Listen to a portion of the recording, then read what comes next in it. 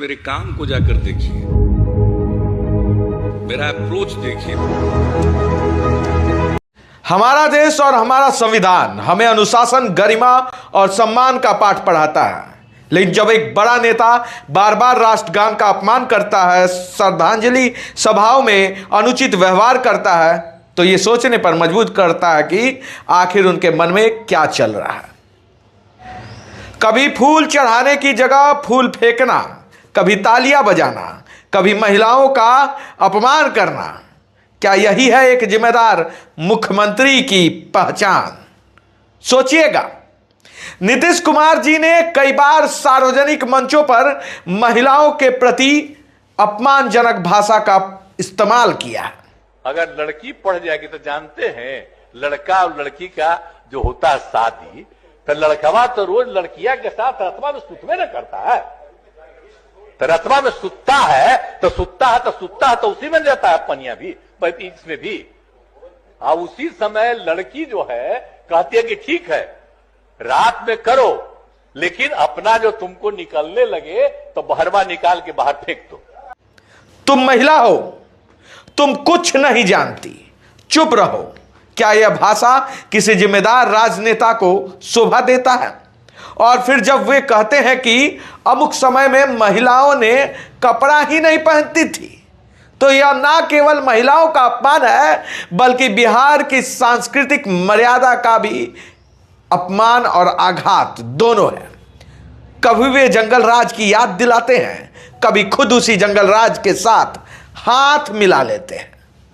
कभी वे कानून व्यवस्था की बात करते हैं, तो कभी बिहार को अपराध और भ्रष्टाचार के गत में धकेल देते हैं। आखिर यह दोहरी राजनीति कब तक चलेगी?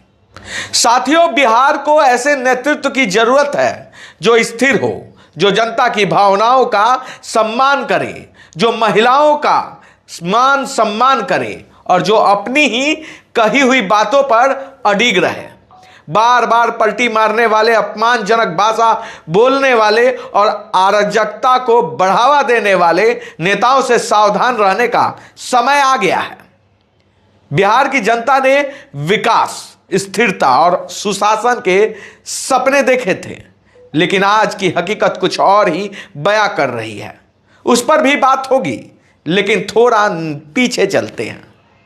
थोड़ा पीछे चले तो आपने देखा होगा कि नीतीश कुमार, जो कभी सुशासन बाबू के नाम से जाने जाते थे, आज उनकी मानसिक स्थिति को लेकर जनता में सवाल उठ रहे हैं। कभी इधर, कभी उधर, कभी इस पार्टी में, कभी उस गठबंधन में। आखिर ये कौन सी राजनीति थी? यह किस तरह का नेतृत्व है? क्या बिहार की जनता ने उन्हें इसलिए चुना था कि बार बार पलटी मारे?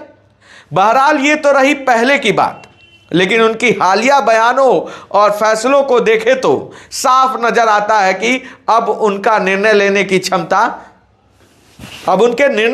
क्षमता पर सवाल उठते हैं, सवालों के घेरे में है।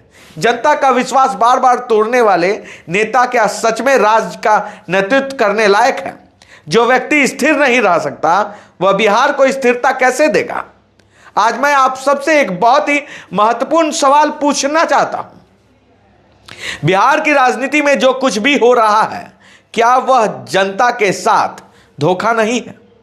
जो नेता कल तक नीतीश कुमार जी की मानसिक स्थिति पर सवाल उठा रहे थे, उन्हें अस्थिर, कमजोर और निर्णय लेने में अयोग्य बता रहे थे, आज वे ही उनके साथ सरकार चला रहे हैं। क्या यह दोहरी राजनीति नहीं है? चिराग पासवान जी ने कहा था कि नीतीश कुमार मानसिक रूप से अस्थिर हैं, वे अब शासन नहीं चला सकते। विजय सिन्हा, जी हां, विजय सिन्हा की बात करें तो विजय सिन्हा जी ने कहा था कि अब जनता नीतीश कुमार की सच्चाई जान चुकी है, वे भरोसे के लायक नहीं है। सम्राट चौधरी जी ने तो यहां तक कह दिया कि नीतीश कुमार मानसिक रूप से स्वस्थ नहीं है, उन्हें आराम करना चाहिए।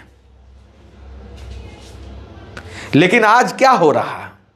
कल तक जो लोग नीतीश कुमार की आलोचना कर रहे थे वही लोग आज उनके साथ खड़े हैं, उनके नेतृत्व को स्वीकार कर रहे हैं और मिलकर सरकार चला रहे हैं। क्या सत्ता की कुर्सी के लिए इनकी सिद्धांत बदल जाते हैं? क्या सत्ता के लिए इनकी सिद्धांत बदल गई है? क्या नैतिकता और ईमानदारी सिर्फ भाषणों तक सीमित रह गई है? अगर नीतीश कुमार तब अयोग्य थे तो आज कैसे योग्य हो गए? अगर तब उनकी मानसिक स्थिति पर सवाल थे तो आज क्या बदल गया? क्या बिहार की जनता इतनी भोली है कि यह दोहरा खेल नहीं समझेगी? बिहार की राजनीति में यह जो बार बार पलटी मारने और जनता को गुमराह करने का खेल चल रहा है, इसे हमें पहचानना होगा।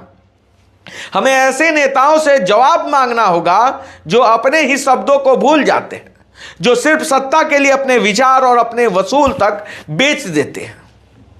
जनता को सोचना होगा, सवाल पूछना होगा और सही फैसला लेना होगा, क्योंकि बिहार सिर्फ कुर्सी के सौदागरों का नहीं है, यह जनता का राज्य है।